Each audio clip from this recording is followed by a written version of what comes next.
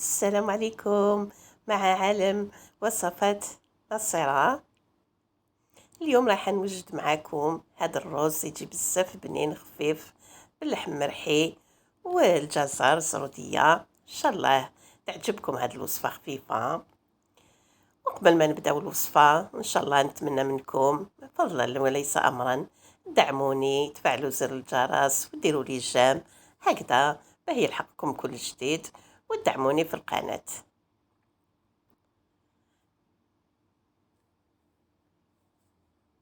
شوفوا كيفاش يجي على حبة.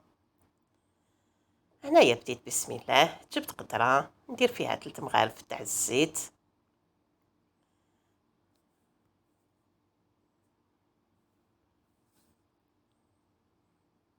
يعني نديرو شوية كمية تاع الزيت، 3 مغارف ملاح. نزيد نضيف مغرفة تاع مارغرين ولا زبدة.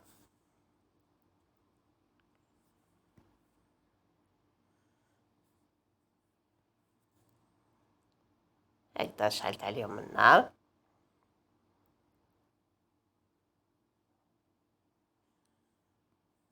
وعندي حبة بصل كنت قطعتها رقيقة قطع صغيرة، هكذا نضيفها ونخلي هذاك البصل يتقلى مليح في هذيك الزيت والزبدة ولا مارغرين.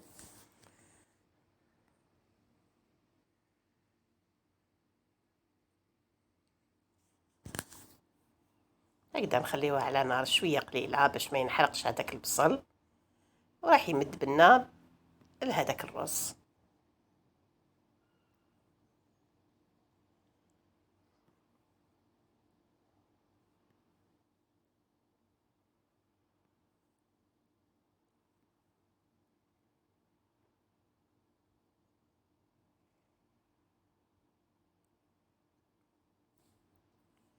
وهنايا بعد ما تقلى لنا هذاك البصل مليح، نضيف هذاك اللحم اللي عندي. يعني ديتي كيلة تاع الرز، نديرو ربع كيلة تاع اللحم، يعني هذا رز باللحم مرحي. هكذا خليوه يزيد يتقلى مليح مع هذاك البصل. هو بعد ما تقلى ونحل في هذاك البصل بالزيت زبده، نضيف حبة تاع زرودية جزر هكذا مغابية.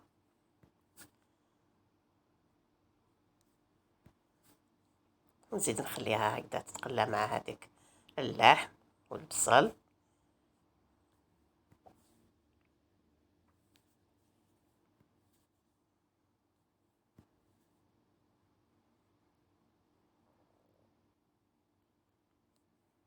وهنايا عندي حبة تاع طماطم كبيرة تكون مليحة طيبة. هنايا رحيتها في الآلة اليدوية هكذا، منحبش نحيها بزاف. هكذا نضيفها ونزيد نخلي هاد المواد يتقلاو. هنا عندي قزبر مقطع، نضيف شوية تاع القزبر راح يمد بنا لهذا الرز.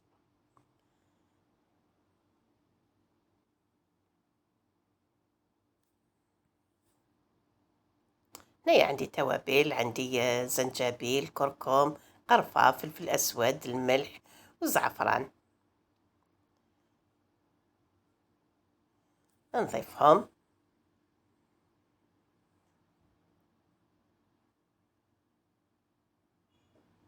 هنايا الرز، كيلة تاع الرز ديت هذا لو غيلون هذاك الطويل، غسلته مليح قطرته ورايحة نضيفوه في القدرة. هكذا نخلطو مليح مع هذوك المكونات.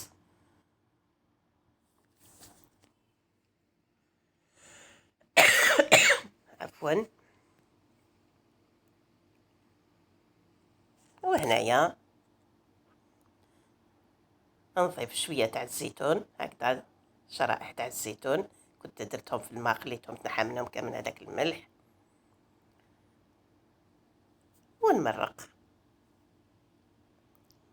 يعني كيلة تاع الرز 2 كيلات تاع الماء.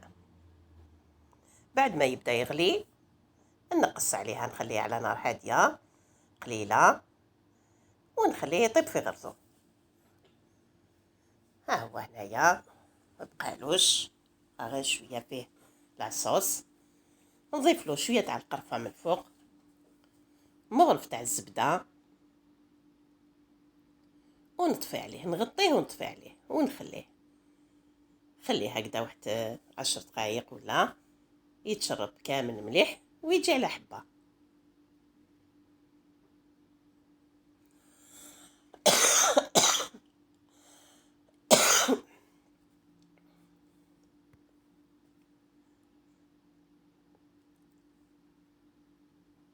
ها هو هنايا واجد. ان شاء الله تعجبكم هذه الوصفه، جربوها، والى فيديو قادم ان شاء الله، والسلام عليكم ورحمه الله وبركاته.